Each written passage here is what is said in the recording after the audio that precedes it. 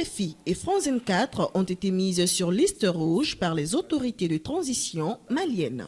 Les autorités maliennes ont également interdit aux médias maliens de rediffuser et publier des émissions et articles de presse de ces deux chaînes françaises. Le gouvernement de la République du Mali interdit à toutes les radios et télévisions nationales ainsi qu'aux sites d'information et journaux maliens la rediffusion et ou la publication des émissions et articles de presse de RFI et de France 24 dès l'entrée en vigueur de la mesure de suspension. Le gouvernement de la République du Mali réaffirme son soutien total ainsi que celui du peuple malien à nos vaillantes femmes qui respectent les droits humains et agissent toujours avec professionnalisme dans la lutte contre le terrorisme. Il rappelle que tous les cas avérés de violation des droits de l'homme et du droit international humanitaire impliquant des éléments des forces de défense et de sécurité font systématiquement l'objet d'enquêtes impartiales et les auteurs sont toujours sanctionnés conformément à la législation nationale. Le gouvernement de la République du Mali invite le peuple malien à rester vigilant, à faire preuve de discernement et à soutenir les autorités de la transition dans leur noble mission de sécurisation de notre pays et de défense exclusive des intérêts supérieurs du peuple malien. Dans un communiqué de presse, les médias français au Mali ont protesté vivement contre les accusations des autorités maliennes qui, selon eux, sont infondées. Et dans la capitale Bamako, les opinions divergent sur la décision d'interdiction de diffusion.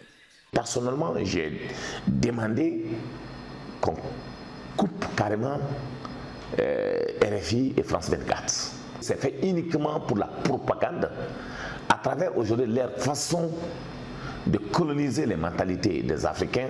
Ce que nous voyons, tout ce que nous savons faire, notre technique, notre génie, ils ne montrent jamais, ils ne font jamais des reportages sur ça. Ce qu'ils savent faire, c'est les horreurs, les morts, la famine, la guerre, les tueries, et ce qu'ils savent montrer.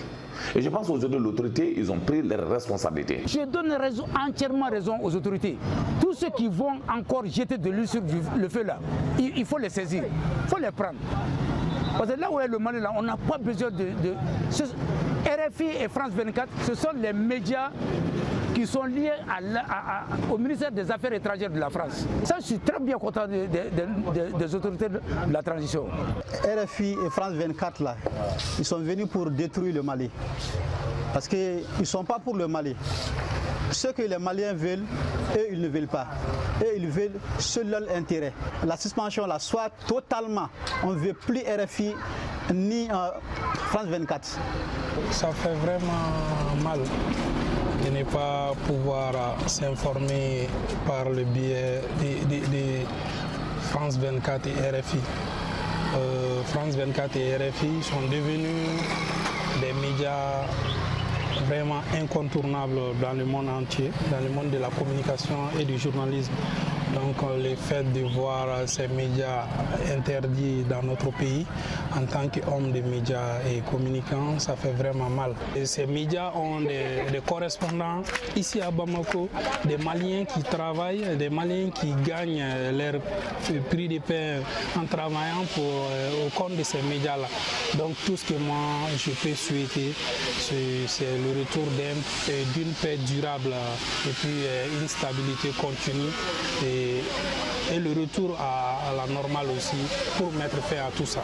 Depuis le jeudi 17 mars dernier, l'accès au site internet des deux médias français a été coupé. Cependant, selon ces deux médias, il existe d'autres possibilités pour continuer de s'informer sur leurs antennes.